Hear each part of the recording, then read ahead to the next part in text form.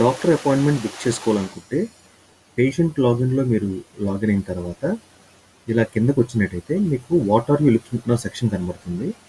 ఆ సెక్షన్ కింద మీకు డాక్టర్, మెడిసిన్స్ అండ్ ల్యాబ్ అని 3 రకాల బ్లూ ప్యాచెస్ కనబడతాయి. ఇందులో డాక్టర్‌తో ఉన్న ప్యాచ్ అంటే up to 50% discount on consultation fee అనే ప్యాచ్‌లో బుక్ అనే దాన్ని క్లిక్ చేయాలి.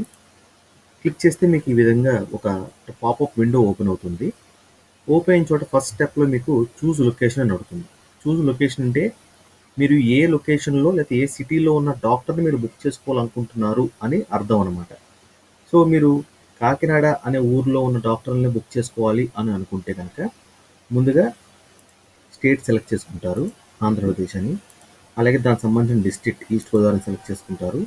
ఈస్ట్ గోదావరిలో కాకినాడ ఉంది కాబట్టి కాకినాడ అని సెలెక్ట్ చేసుకుంటారు. ఈ విధంగా మీరు ఏ ఊర్లో డాక్టర్‌ని బుక్ చేసుకోవాలనుకుంటే దానికి సంబంధించిన లొకేషన్స్ సెలెక్ట్ చేసుకొని నెక్స్ట్ అని క్లిక్ చేయాలి. నెక్స్ట్ అని క్లిక్ చేస్తే ఇక్కడ select category and select sub category అని ఉంటుంది.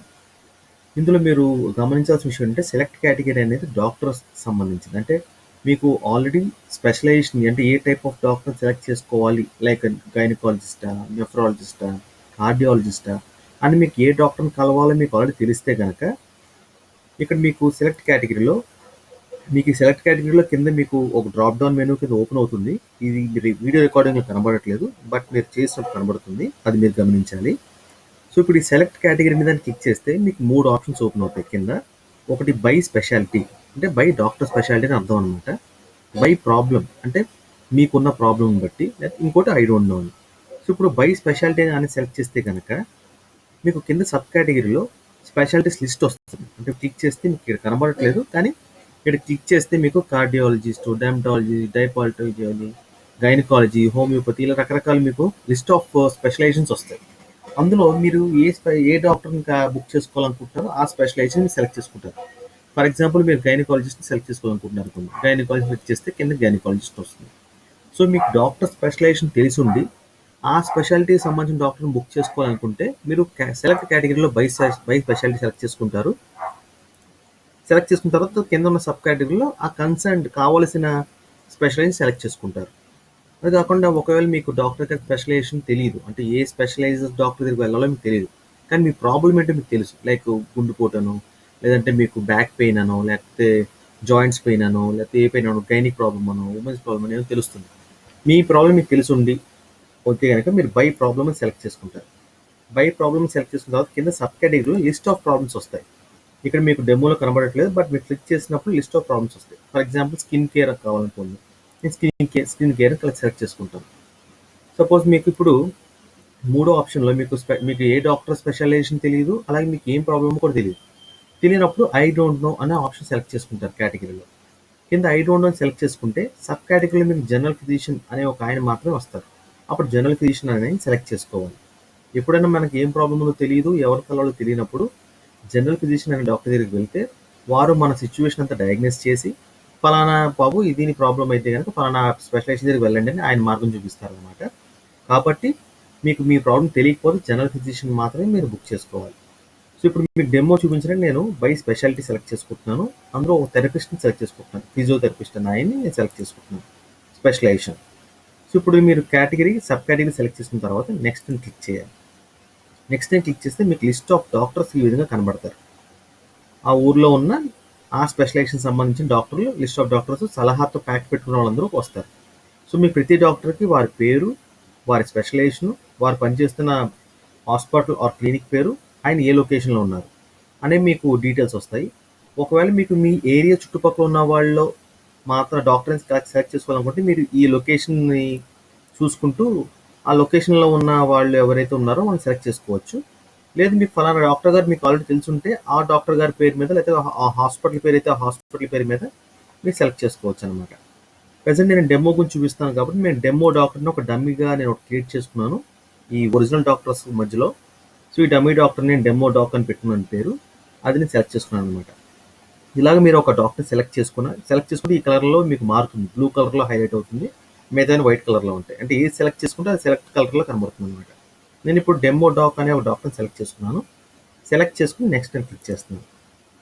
నెక్స్ట్ టైం క్లిక్ చేస్తే ఇక్కడ మీకు సెలెక్ట్ డేట్ అండ్ టైమ్ అని అడుగుతుంది. డేట్ అంటే ఏ రోజు మీరు ఆ డాక్టర్ని కలవాలనుకుంటున్నారు, అనేది ఉంటుంది. నేను 16వ తారీఖు కలవాలని క్లిక్ చేశాను. సెలెక్ట్ చేసుకుంటాను. తర్వాత వెన్ అంటే ఏ సెషన్, అంటే మార్నింగా, ఈవినింగా, నైటా, ఆఫ్టర్నూన్ అని ఉంటుంది. అంటే ఏ పూట కలవాలనుకుంటున్నారు ఆ రోజున అని ఉంటుంది. నేను సపోజ్ మార్నింగ్ అని సెలెక్ట్ చేసుకుంటాను. ఇలా డేటు మీరు టైము సెషన్ సెలెక్ట్ చేసుకున్న తర్వాత నెక్స్ట్ అని క్లిక్ చేయాలి. నెక్స్ట్ అని క్లిక్ చేస్తే ఇక్కడ మీకు పేషెంట్ డీటెయిల్స్ ఎంటర్ చేయండి అని ఒక ఫామ్ వస్తుంది. మీరు కొత్త పేషెంట్ ఇప్పుడు వచ్చి ఏ పేషెంట్ అయినా లేకపోతే పేషెంట్ పేరు, వారి gender, phone number, date of birth వేస్తారు. ఒకవేళ మీరు ఆల్రెడీ పేషెంట్స్ని కనుక ఇంతకుముందు దీంట్లో బుక్ చేసి ఉంటే ఇందులో మీకు సెలెక్ట్ పేషెంట్స్ లిస్ట్ అని లిస్ట్ వస్తుంది అనమాట కిందకి. ఆ లిస్ట్ ఒకటి సెలెక్ట్ చేసుకుంటే ఆటోమేటిక్గా డీటెయిల్స్ అనేవి మీకు ఫిల్ అయిపోతాయి అనమాట. ఏమండి, ఇప్పుడు నేను దీంట్లో మీకు యాడ్ న్యూ పేషెంట్ చూపిస్తున్నాను. సపోజ్ మనం పేషెంట్ పేరు మనోజ్ అనుకున్నాము, జెండర్ మేల్, ఫోన్ నెంబర్ మనం ఏదో ఫోన్ నెంబర్ అనుకున్నాం. అంటే ఇక్కడ మీరు మీ ఫోన్ నెంబర్ అంటే అకౌంట్ ఎవరైతే మెయింటైన్ చేస్తున్నారో వాళ్ళ ఫోన్ నెంబర్ అనే వేయచ్చు, లేకపోతే పేషెంట్ ఫోన్ నెంబర్ అనే వేయచ్చు. ఇప్పుడు patient date of birth, patient పుట్టిన రోజు, వారి పుట్టిన మంత్. ఇక్కడ మంత్స్ అన్ని మీకు 1 2 3 అని చెప్పి 1 to 12 ఉంటాయండి. 1 అంటే జనవరి, 12 అంటే డిసెంబర్. సో మీరు ఏ మంత్లో పుడితే ఆ మంత్ సంబంధించిన నెంబర్ని సెలెక్ట్ చేసుకోవాలి. ఇయర్ అంటే మీరు ఆయన పుట్టిన ఇయర్ ఇక్కడ ఏమొస్తుందో number of list of years వస్తాయి ఇక్కడ, ఆ ఇయర్ సెలెక్ట్ చేసుకుంటాం. ఈ విధంగా మీరు పేషెంట్ డీటెయిల్స్ అని ఎంటర్ చేసిన తర్వాత నెక్స్ట్ అని క్లిక్ చేయాలి. నెక్స్ట్ అని క్లిక్ చేస్తే ఇక్కడ మీకు ప్రివ్యూ వస్తుంది. అంటే మీరు సెలెక్ట్ చేసుకున్న డీటెయిల్స్ ఇవేనా ఒకసారి చెక్ చేసుకోండి అనే చూసుకోవడానికి మనకు ప్రివ్యూ చూపిస్తుంది. నేను డెమో డాక్టర్ అని ఆయన సెలెక్ట్ చేస్తున్నాను. వారి స్పెషలైజేషన్, ఆయన క్వాలిఫికేషన్ చూపించింది. మనోజ్ అని ఆయన వ్యక్తి, నేను నా పేషెంట్ పేరు, వయసు నేను వేసిన డేట్ ఆఫ్ బర్త్ని బట్టి నా వయసు వచ్చింది. అలాగే ఆయన మేల్ అని సెలెక్ట్ చేసుకున్న మేల్ వచ్చింది. అపాయింట్మెంట్ డీటెయిల్స్లో 16వ తేదీన మార్నింగ్ అనే సెషన్లో సెలెక్ట్ చేసుకోవాలని బుక్ చేసుకోవాలని చెప్పి పెట్టుకున్నాను. కన్సల్టేషన్ ఫీలో నేను ఇక్కడ డెమో కాబట్టి నేను కన్సల్టేషన్ ఫీ 10 రూపాయలు మాత్రం వేశాను. మామూలుగా మీరు రియల్గా బుక్ చేస్తున్నప్పుడు కన్సల్టేషన్ ఫీ ఎంత ఉంటే అంత చూపిస్తుంది.